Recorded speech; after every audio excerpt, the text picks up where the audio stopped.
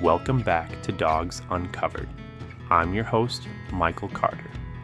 Today, we're talking about a truly fascinating dog, the Bull Terrier. Known for its unmistakable egg-shaped head and muscular build, the Bull Terrier isn't just unique in appearance. It has influenced the creation of many famous breeds. To walk us through the history, temperament, and myths surrounding this remarkable dog, we're joined by David Walcker, a professional breeder and canine historian with over 25 years of experience. David, thank you so much for being here.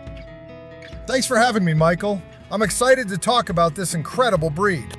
David, for those who don't know much about Bull Terriers, how would you introduce this breed? The Bull Terrier is a medium-sized muscular dog originally bred in 19th century England. It was developed by crossing bulldogs with terriers to create a dog that had both power and agility. What makes it stand out immediately is that egg-shaped head and small triangular eyes, features that no other breed has. They're unique, strong-willed, and have a big personality. The head shape is iconic. Was it bred for a purpose, or is it mainly aesthetic?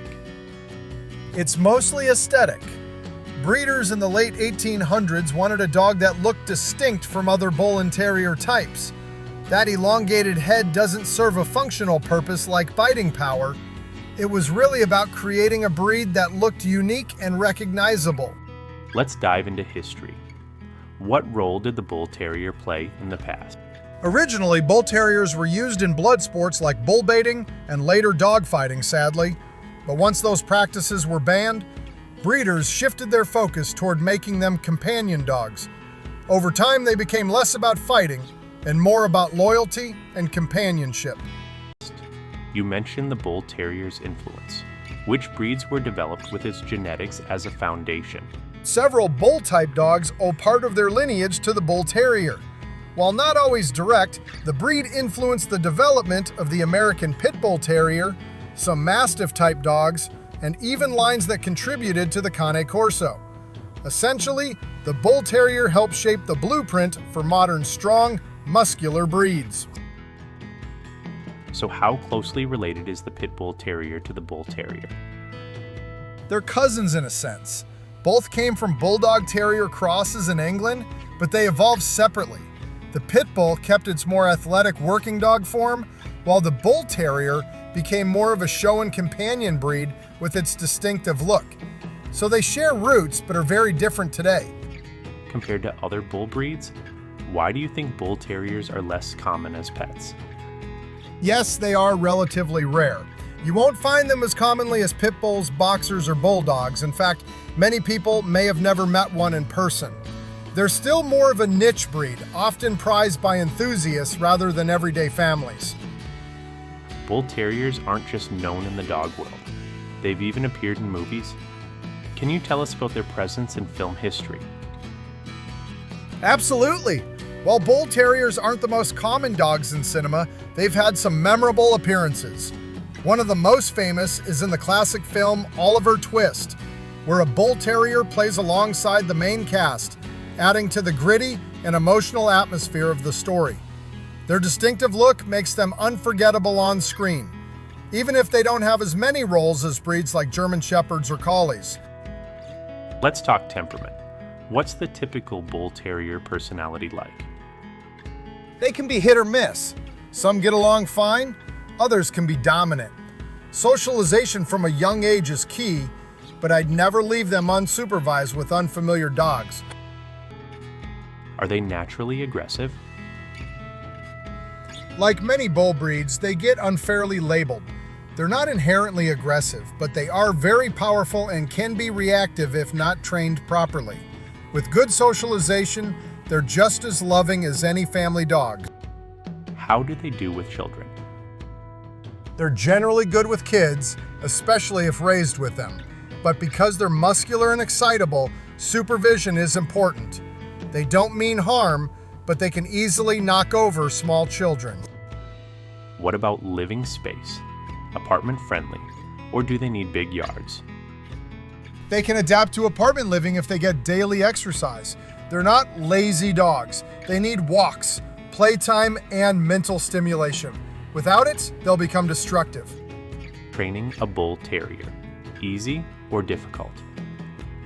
Difficult for beginners. They're smart but stubborn, so they test boundaries. Positive reinforcement works best, but you need consistency and patience. An experienced owner will do fine, but a first-time dog owner may struggle. What are the common health issues Bull Terriers face? Deafness is one of the biggest concerns, especially in white Bull Terriers. They're also prone to skin problems, kidney issues, and sometimes heart disease. Regular vet checkups are important. How long do they usually live? The average lifespan is about 11 to 13 years, which is decent for a medium-sized dog. With good care, some live longer. How do they do with other dogs? They can be hit or miss. Some get along fine, others can be dominant. Socialization from a young age is key, but I'd never leave them unsupervised with unfamiliar dogs.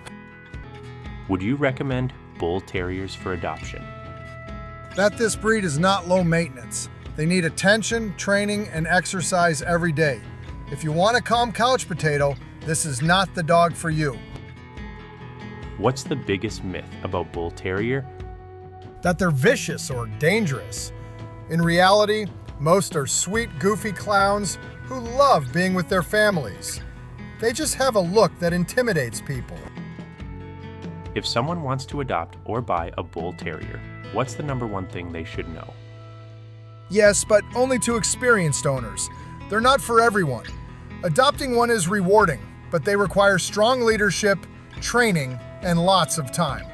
They can't be left alone for long periods. Final question, David.